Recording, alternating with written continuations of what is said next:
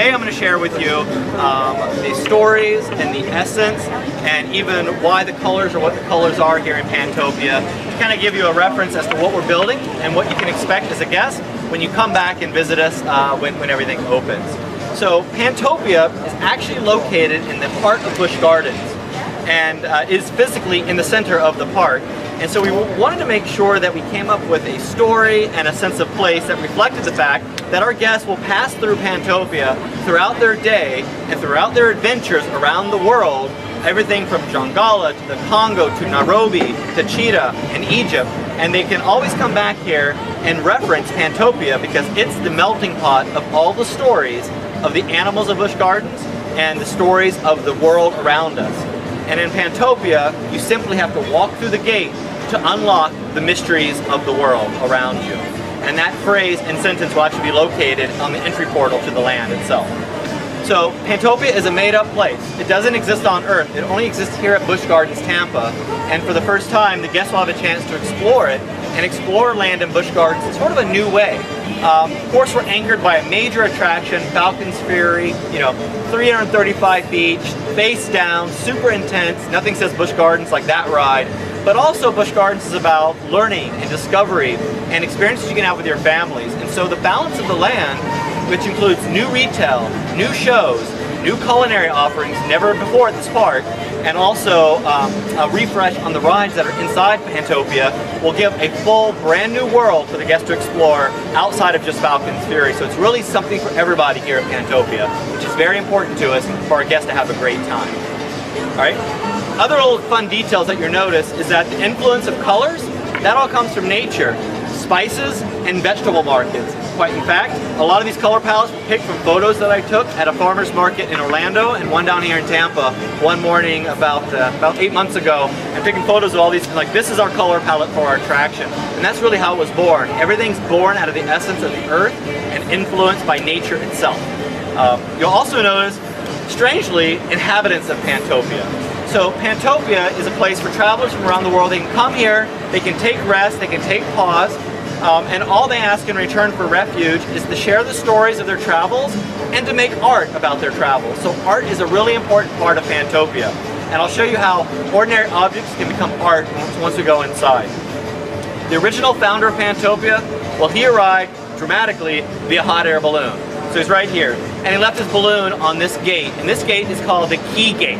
And it's called the Key Gate because it houses all the keys of Pantopia.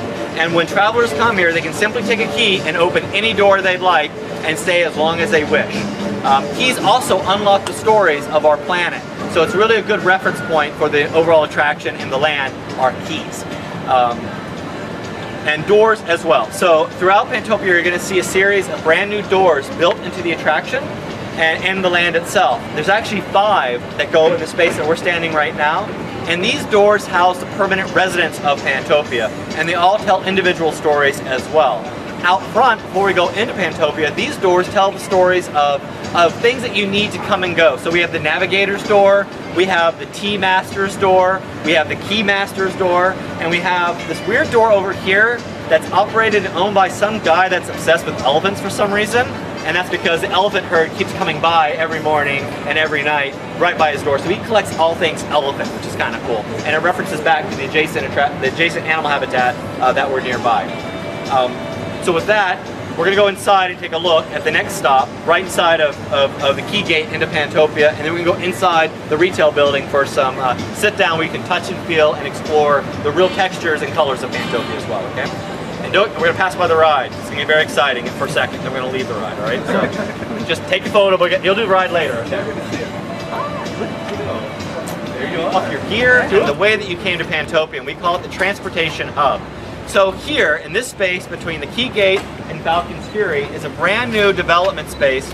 Gone are the canopies that used to be here and most of the vendors that were out here. It's now open. We have this grand view of Falcons Fury, the key icon of Pantopia.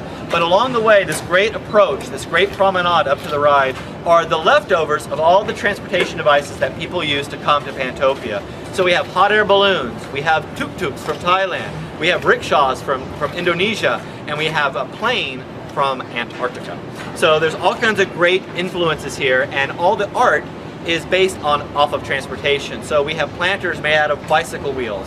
We have on the wall art and artifacts made of tile that were brought in from a tile shipping truck that landed here in Pantopia. So you're going to see a lot of art and a lot of found objects. And anytime in Pantopia that you leave something behind for more than 5 minutes, it will become a piece of art or become a functional tool for the residents to use. So there will be a tuk-tuk actually located right here, which is a 3-wheeled motorized cart from Thailand, actually from Bangkok. And it'll be sitting here, but because somebody left it behind, it now sells jewelry at the entrance of Pantopia, so it becomes a small retail kiosk as well. You can also see behind me new construction happening. So this project is a mix of rebranding, retheming, restoring the entire land, but also a lot of new construction, primarily in the category of rides and culinary. And so this is one of our new culinary units here. I'll show you what that looks like when we go inside. New construction on the front of the building. Good?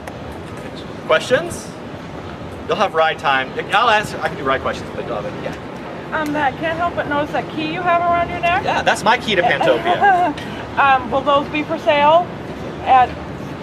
Some version of them will. I don't know if these exact ones. This one I actually had made for me by an artist. So for the project, but yeah, the keys are a big influence. We have something similar to that will be similar-ish. Okay. Yeah. And the key, there's so many keys in this project. I'll show you some locations inside where you can see some of the keys in the elevations. But keys and jewelry and crowns and shiny objects are really important. They like to collect shiny objects here at Pantopia, so they're everywhere. shiny object distractions. Shiny things. Shiny things. You guys good? In we go.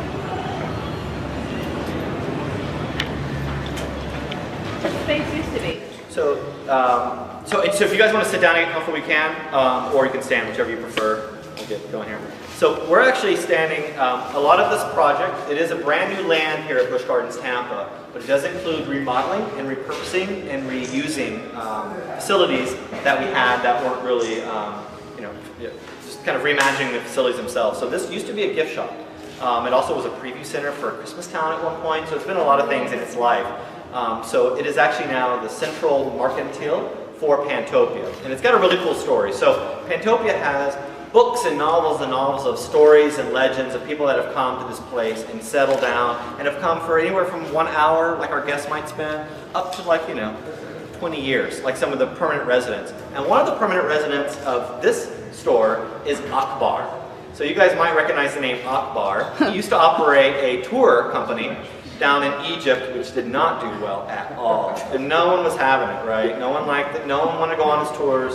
So he shut up shop, but he had a gift shop down there that actually did very well. So he took his knowledge of retail sales and he moved it here to Pantopia when he shut down his tours. Now Akbar would transport his goods on a camel. And because Akbar was amazing and fabulous, he would dress his camel in colored fabrics and drape them over the camel. And from a distance, people would say, "What is that painted camel doing? Someone painted a camel." Well, no, it was Akbar's camel that's dressed up. And then Akbar here in the store had a little primate friend. Each of the residents of Pantopia have primate friends that just live nearby, free to come and go. And his is a little mischievous primate that was known to ride the back of the camel and often steal the keys of the residents of Pantopia. So this is actually Akbar's store called the Painted Camel Bazaar. And the sign for the store includes a camel draped in fabric with a primate on top holding a key, which is Akbar's story of how the store came to be. So this is the main mercantile. It sells everything. So behind you guys is actually the store starting to do its dry set load in, the retail. And what you'll see is that you're missing from here are traditional retail fixtures. These are all found objects. And the whole project of Pantopia is about recycling, repurposing, and reusing found objects. The carpets I'm standing on are made of recycled telephone wire and plastic.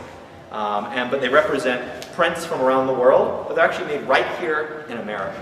So there's all kinds of interesting things that we found and sourced and located to tell the story of Pantopia and to tell it in a Busch Gardens way, which is very much connected to the earth and very much repurposing and recycling and reducing our footprint as much as possible.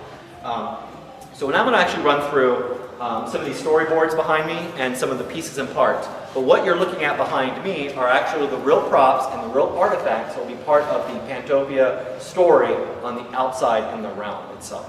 So I'm going to start over this direction. So this is a little tiny print because it's a hand-done watercolor by one of my artists, but it's a gorgeous print, but it really shows the elevation from the transportation hub that we walked in, all the way leading up to the existing desert grill. That's the bathroom right there. And so you can see how this piece is being reimagined. This is that CMU block that we saw outside. And so the story of this new culinary offering is all about cold. So Frosty Christolos actually had an airline company called Lynx Airlines, and he loved to fly to the Arctic with his Lynx in the plane, and they did it all the time. And he would go there and he would study snow, and he'd bring snow back. He was obsessed with ice and all this great stuff. He'd also visit Antarctica. It was only an hour and a half away in Orlando, but he would come back often as well. But he really liked the Lynx more than the Penguin, so that was his whole deal. So when he came back, and then his plane just broke down here. And so he took his plane, cut it up, and made a food stand, a stall out of it, a street vendor. And he does everything cold. And Frosty is from the island of Mykonos, Greece, so everything is cobalt blue and really cool, shiny, iridescent blue objects and white and snow. So everything here is about snow. And here he sells snow cones and smoothies, which will be the first time our guests will get to have those here, the smoothies in particular in this cart. And moving along, the color story will change into warm orange and hot colors. You'll see a big tile Komodo dragon, which is a reference from our Komodo exhibit down by Safari of Fun. And then the plates sort of turn into hot, red hot, and more hot as we move into a brand new culinary building that's also being constructed outside of Desert Grill, which is called Dragon Fire Grill. And Dragon Fire Grill is an open flame grill where we will be selling what I lovingly call meat on stick. So it's food on stick. So it's vegetables on stick, chicken on stick, whatever on a stick. So it's grab and go, street vendor stall food stuff types. And it's being built right outside of the existing Desert Grill as a new food unit. More images over here. This is actually the elevation of Painted Camel Bazaar. And here you'll see these are the rugs that we're actually standing on. They will go outside on the building. As soon as this press event is over, they'll start installing. But you'll start to see some of the art found objects, all transportation themed on this side of the building, and the keys.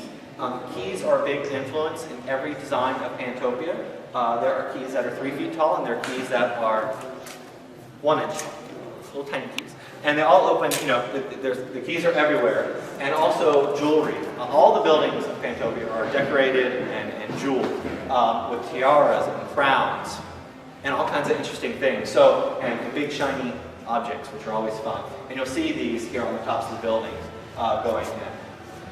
Behind me is actually more of the physical props. This is actually, this zone here are the physical pieces that will be part of our Navigator's door. This is the Navigator's door. It's actually from India. It was torn out of a building in India that was being remodeled. So instead of throwing it away, we brought it here and we're recycling and repurposing it now for all our guests to see. So it's really authentic and true. And then the navigation gear, because everyone goes to the Navigator for their travels coming in or going out to either update the maps that he has of all of Busch Gardens, lands of Busch Gardens, Egypt and Congo and Changala, and then also to get more gear if they need it for navigating and moving around, compasses and spyglasses and all kinds of cool stuff. You've seen this, but I just want to show you this guy. This is actually the original. We're really lucky. I mean, we're so lucky to have this thing. This is the original ballast bag from the founder of Pantopia's hot air balloon. So we kept this. This is kind of a prized possession. This is one of the first found objects of Pantopia, and it's really been protected. And the original founder, when he came here, he started creating art immediately. So he painted his ballast bag. It's full of sand and dirt, but he painted it with what he believed to be Pantopia, the 4 corners of Busch Gardens. So he started creating imagery that referenced what he thought Pantopia was going to be like. And these things are all over the place. They're really cool. And then the keys. Can't talk about Pantopia without talking about keys, and we have thousands of keys, and these are just a few of them. And when we're done, you can come up and play with them, take photos with them. Don't take them, because you can't open the doors yet. But the keys are a great reference, and some locks as well.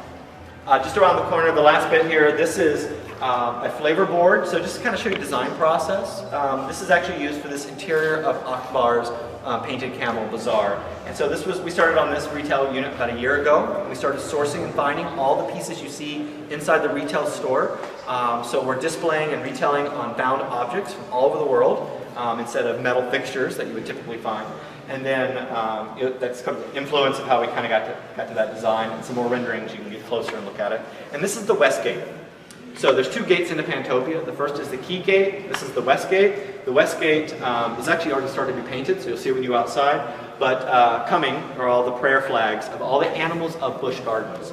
So they represent all the species that we have, not all of them because there's a ton, but some of the iconic species, if you will, of Busch Gardens in prayer flag form as you enter from the Congo and bumper car area of the park into Pantopia that way. And one of my favorite things, they're all my favorite things, this is really my favorite thing, the carousel. So Pantopia it's here for everybody, and we want everybody to have a great time. And it's important to us, we have this amazing, crazy, super adrenaline-filled thrill ride we're building, Falcons Fury. We want to make sure that we have other things for the rest of the family to do and to do together. So the carousel is important. It was restored years ago, the horses, but the canopy wasn't. So now the canopy will be restored, and it will be restored as the grand caravan tent. And it's covered in gilded, golded finishes and patterns, and draped valances and tiebacks and ropes and fabrics. It's going to be amazing, and it's going to be a centerpiece for Pantopia. It's so big and so important to us that we're tearing a building down that's hiding the view of the carousel, and Mark will show you that on your tour. You see the building we're actually removing, so we have a pretty view of our carousel when you enter the land. And actually with that, I am done talking. So you can ask me questions, and then you can kind of explore and look around and see. And actually retail, that's actually stuff for sale. They're starting to dry set and starting to play with their visual merchandising, but you can look at that stuff, and it's actually things that you'll be able to buy here in Pantopia as well. Does Pantopia replace Timbuktu, or is it also? Timbuktu's gone. Oh, gone. So gone. Yep. So it's Pantopia is where Timbuktu was, but the word Timbuktu will no longer be uttered on our park maps or by our team members. So the games section is part of Pantopia now? Yeah. From entrance to entrance, everything, even the theater. So I didn't go through your press release has the list of everything. It's huge. There's so much new content in Pantopia. The Pantopia Theater is being rethemed as Pantopia Theater. The show that it will open with is called Opening Night Critters, and our Critter Castaway show will be moving to the indoor theater here. And the theme of that show, it's opening night at Pantopia's theater, so everybody's going to see the show. Our guests will get to go see it, and like any good opening night, things go wrong. And it's up to an unlikely hero to actually fix the show and kind of produce the final finale of the show for the guests. So it has all those animals from the Critter Castaway show going here to the theater. What's going to happen with the Critter Castaways on that area? That venue will be shut, and it'll be used for other purposes. That it's kind of like wooden bleachers, kind of? Well, Brian, will that show open with the ride, or will it open before that? So the ride, the culinary, and Pantopia all opens together. The show will lag behind because it's an animal show, and they require special acclimation periods and sort of what we're known for of training, interacting with animals. So that has its own timestamp that we don't get to accelerate, no matter what, because it's animal related. So we're very, very cautious and very, very focused on making sure that opens in the best possible way. So it'll open a little bit later. When does this open? The spring of 2014. We haven't announced the date yet.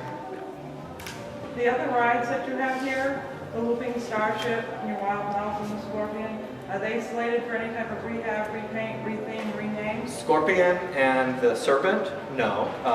The Phoenix has I believe we're doing a sign and a repaint on it. And a new name? No new name. No new name, Yeah, same it's name? good. Yeah, it's good. Yep. No new And the names. Desert Grill, is that slated for a rehab inside?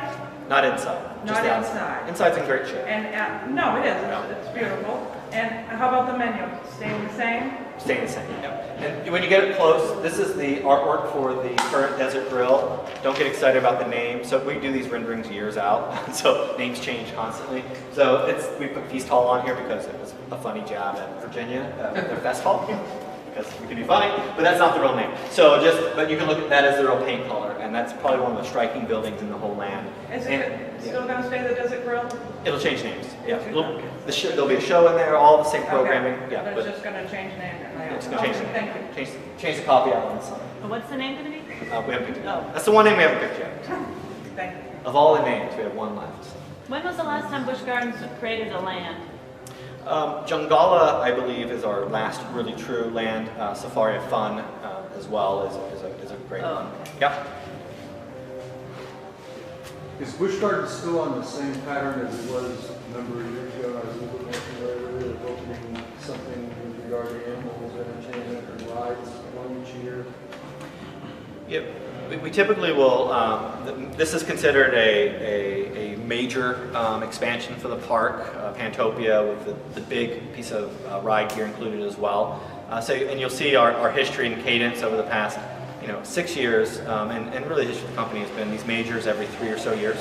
And then in between, you'll see the events change, and you'll see smaller shows change out and smaller projects happen.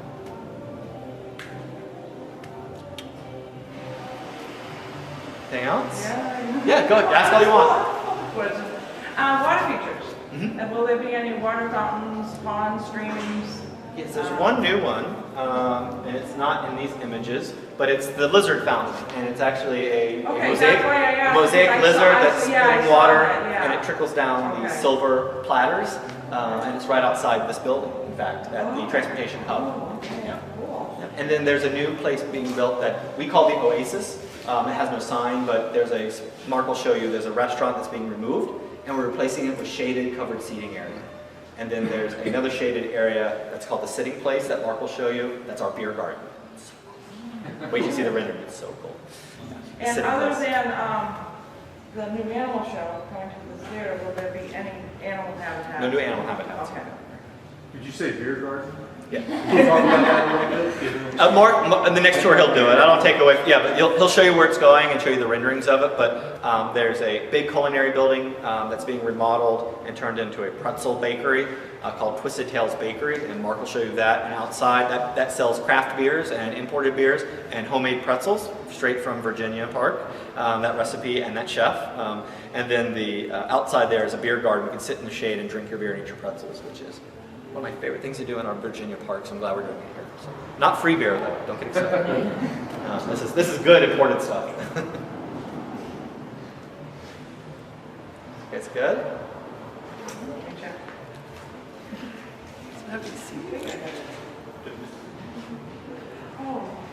Your theming. Is that done in-house?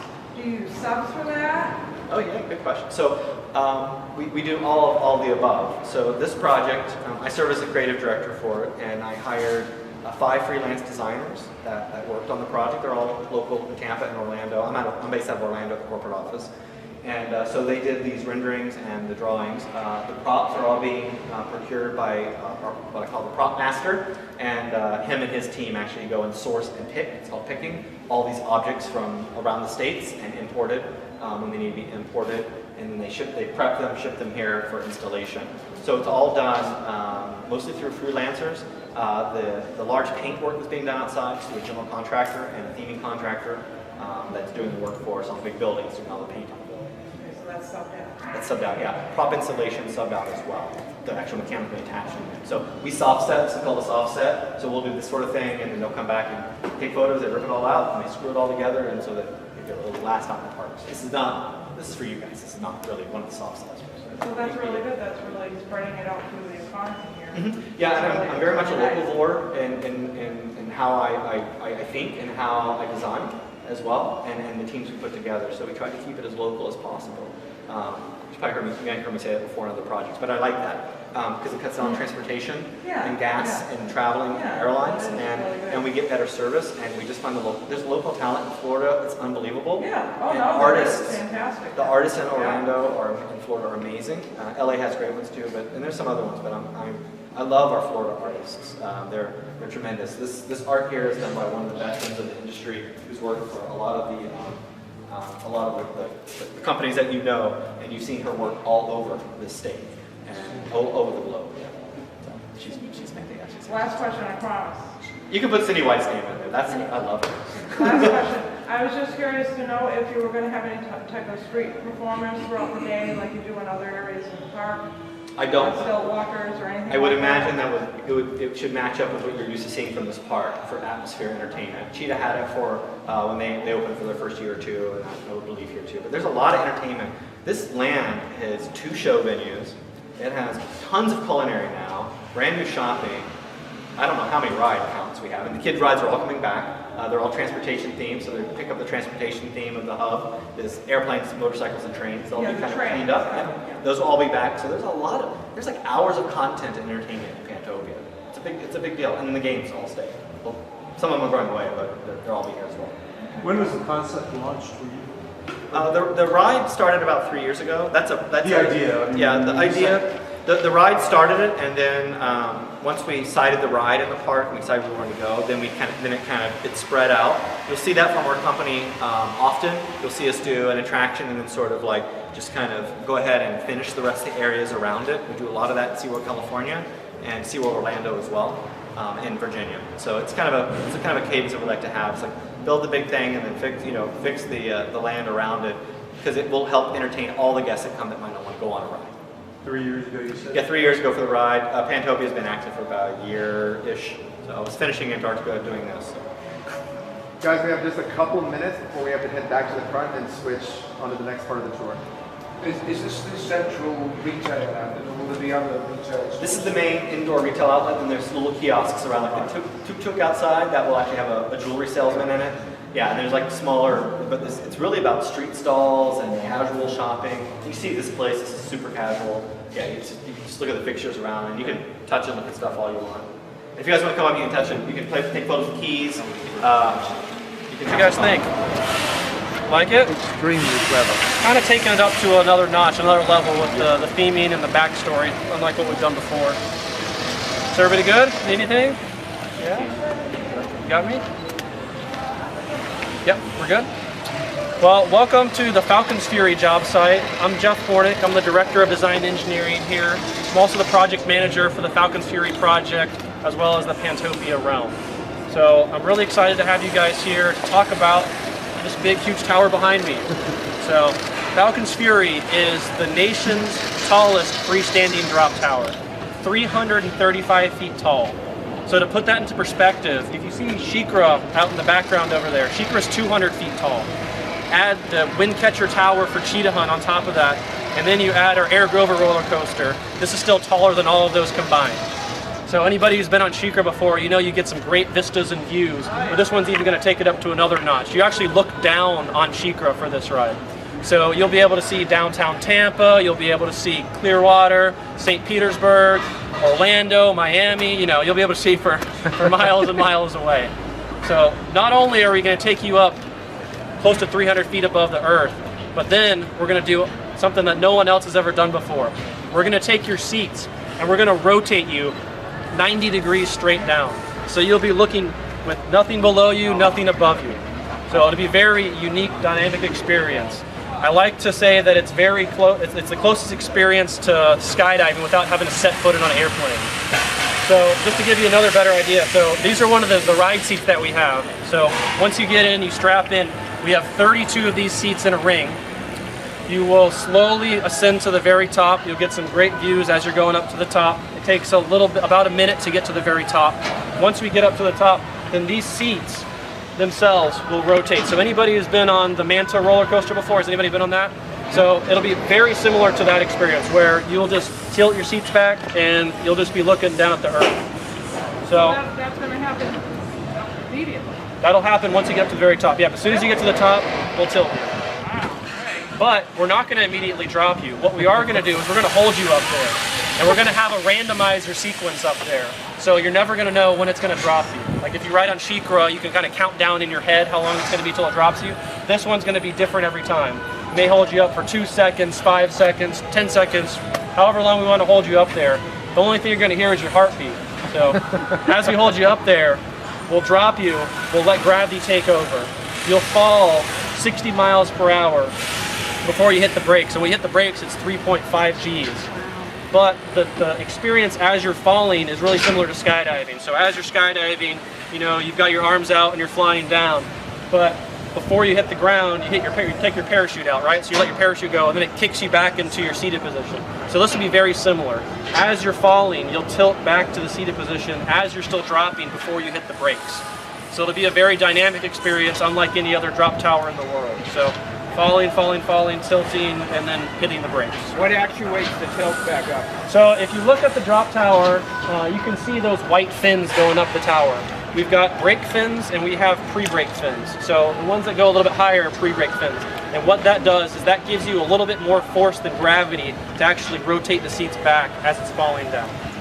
So it's that pre-braking sequence that causes your seats to tilt back to the seated position.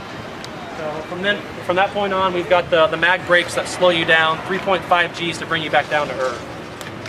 We're estimating 5 to 6 seconds of free fall. So when you guys go back home, like scream in your room for like 5 to 6 seconds, it's a long time, believe me. You're gonna have to catch your breath as you're screaming, as you're falling.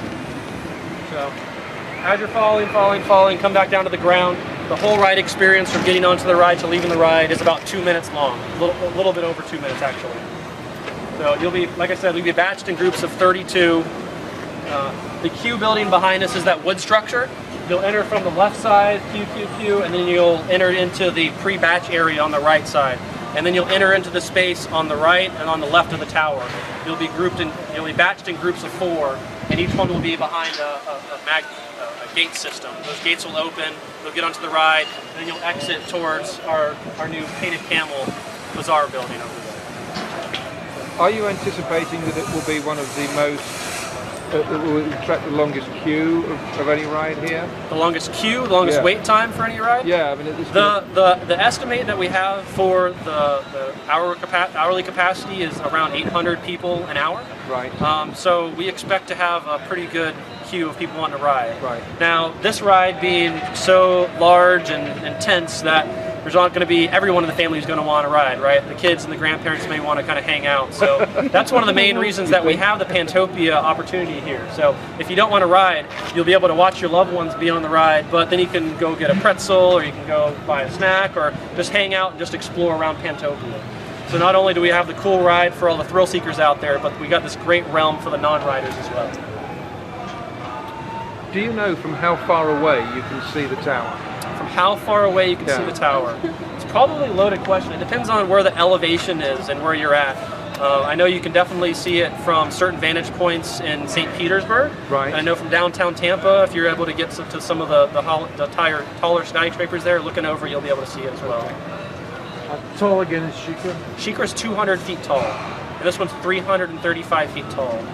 You fall, the whole ride itself, with the machine house up at the very top, is 335 feet. The riders will fall from a height of nearly 300 feet. Yeah. Say? So the tower tube segment, we've got over 1 million pounds of steel. The very base tube, the bottom tube, which is 23 feet into the ground there, that's 95 tons. The second tube section is 105 tons. And up at the very top, the machine house components is 77 tons. So if you extrapolate that all the way up, there's a lot of steel and a lot of weight up there. Total number of bolts? Total number of bolts is over 6,000 bolts. Over 6,000? Yes. Can you total that weight? Can I total the weight? Yeah. We have over a million pounds of steel. 275 tons. I apologize. If I missed this, how deep is there a foundation? So yeah, so on the foundation there, we've got 105 H piles, which are just big steel. 105. No, they're driven in the ground between 75 and 205 feet in the ground. That's it. 75 and 205. Yep. Will the ride vehicle itself be one vehicle, or will it be 4 sets of 4 seats? So the way it's set up is it looks like an octagon. So each one of those sets is a set of 4 seats. So we'll have sets of seats, 4 of them, and those rotate individually. They'll all rotate at the same time, but individual groupings of seats. But the octagon is effectively one vehicle? Yes. Right, okay. Any other questions? Who's going to ride? Everybody? Hopefully everybody? We're not so sure yet. Not so sure yet? We should do like a scare cam. That'd be hilarious. Dive cam? Yeah? I like that idea. Oh, God. You're going to have to ride it though if we do it. It was your suggestion. As long as we put it on TV. You know, I always do anything dangerous on TV. So if anything happens, just... You should have seen him during Halo Scream. Just do it for the glory. Oh, you did the scream cam? Yeah. It was hilarious. They were the one that sounded like a girl, right? That was me. you? That was me. I can do Halo Scream. I was there with him too. Yeah. Does anybody else want to sit in the seat or take any other pictures in the seat or anything like that? No? You want to get a little bit closer to the tower, maybe take some up shots as we work our way back? I would love that. All right. 1, 2, 3, 4, 5, 6, 7, 8, 9, 10, 11, 12, 13, 14. Okay, group. You're a large group.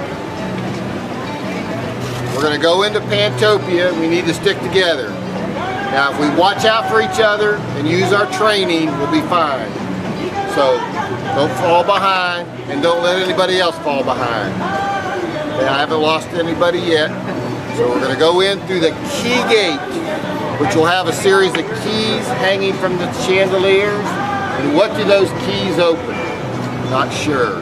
Let's go on in and find out. Sorry.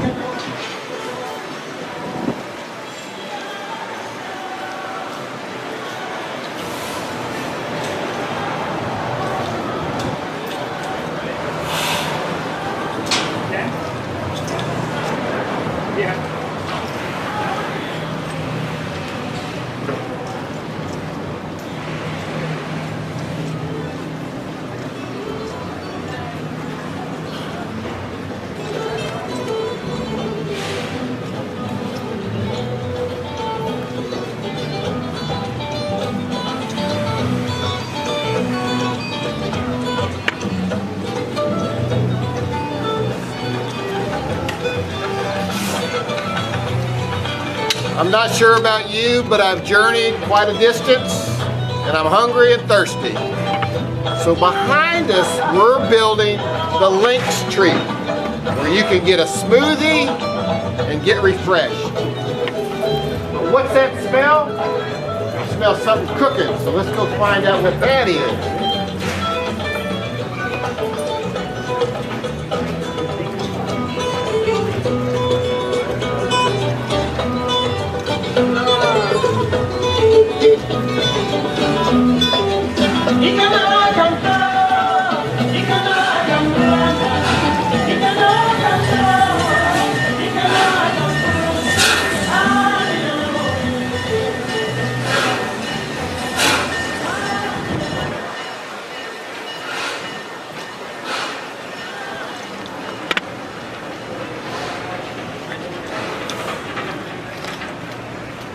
When Timbuktu opened in 1978, this was the Fest House, had a German theme. We reinvented it in 2003 by making it the Desert Grill. Originally, all of the surfaces were kind of a pink palette, but in 2003, we overlaid it with these designs. What we now plan to do is bring in an entirely new, vibrant palette of colors that really pop. So when people come in through the key gateway, they know that they're entering an area that's not Timbuktu, but is full of energy and new life. Now, that smell, we're going to have a show grill right over here to my left, and it's called the Dragon Fire Grill. Anytime you can have dragon in your name, that's all good. If you can have fire, what's better? So we're the Dragon Fire Grill right here in Pantopia. You'll be able to get a preview of what you can buy inside and get those aromas through Pantopia. Now, who wants a craft beer? Let's go find a craft beer. This way. Follow me.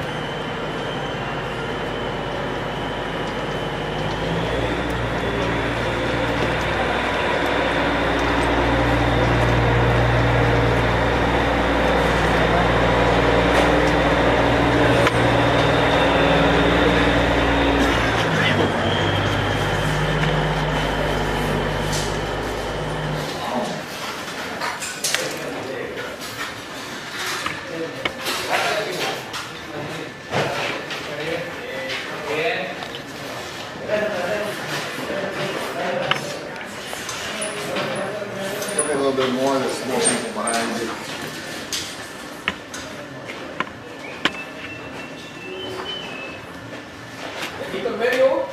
When Timbuktu opened in '78, this was actually an arcade. Those are the days when kids would bring quarters and drop them into games to play a variety of games, including pinball. Now with electronics and other gaming options at home, we're converting this to a bakery. So a baker found Pantopia, saw two lemurs that were native to Pantopia that were interacting, and when the lemurs would back to back, their tails were intertwined in the shape of a pretzel. So the baker decided to bake a bakery where he could make pretzels and craft beer. So you'll get both domestic and international craft beers here and see the making of pretzels right here in this new space. So basically this wall and everything beyond this wall is the back of house with the walk-in cooler, freezer, and prep area. And out front is where you'll see the baking take place in the guest area. So this is Twisted Tail. Will it have inside seating or? It will have outside seating, both over here to the west, where we're going to have a sit-down area, and another place I'll show you in a few minutes. But this will be all guests buying their food in here. Okay? We're going to go back out the way we came. So go back out through that door. You've been saying 78, that's when the park opened, right? No, that's when Timbuktu. Oh, okay. Park opened in '59. 59. Park, your total still the same? It is. Vice President of Design and Engineering.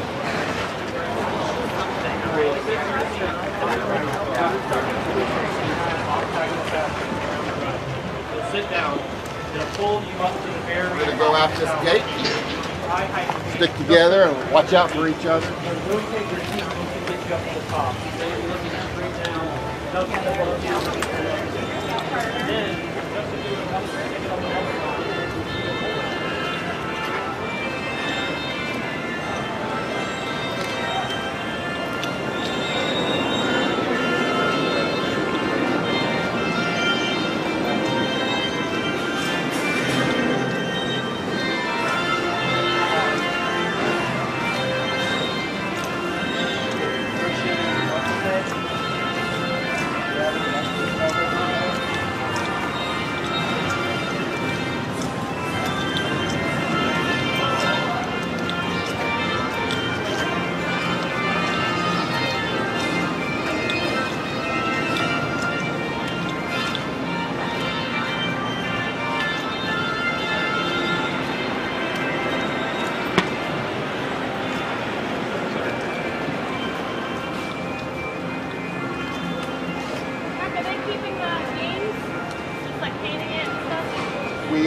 We did retire a few of the games, but the rest of the games will still be there, back there, and we are replacing one of the games with a new game. New group game. Repainting. Yes. So who remembers a dolphin show here? Anybody? A few of you? Well, originally there was a dolphin show behind me, and in 2008 we replaced that with a 4D theater. So you'd wear the glasses, and then you'd have seats that would interact with you with ticklers and spritzers and buzzers and things like that. And that opened in 2003. We are now converting Timbuktu Theater to Pantopia Theater, where we will have a pet show inside. So we're going to go in and see how that construction is progressing. Okay? Follow me.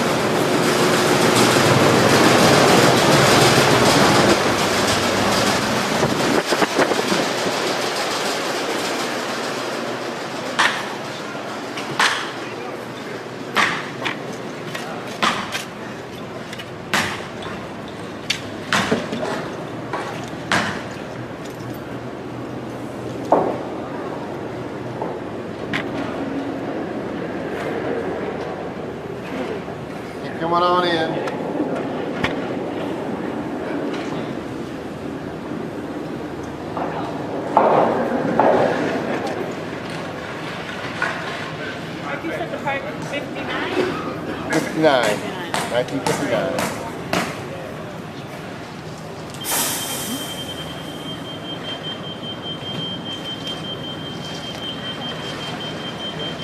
A 4D theater allows you to have seats that focus on a big screen that was down here at this end. When we did our sightline analysis converting it to this new show, we realized that we needed to rake all of the seats by bringing the back up a total of 8 feet. When our animals, our exotic pets, our cats and dogs come across the stage, we want everyone to have a good view of the show. So it required pretty much a gutting of the inside of this theater so that we could come back with a wonderful show, air conditioned for all of our animals. Now outside when we walked in, all of that area to your left was going to be back of house holding. So that will have our exotic animals, our birds, and right behind this wall will be an air-conditioned housing for all of our cats and dogs. If you know how we care for all of our animals at Busch Gardens and SeaWorld, you know that it's critical to us how they are treated, and so we're taking first-class care of them with the new air-conditioned housing. So we're very excited about this new show and about what we can do. The storyline is we have 2 new trainers that can't get the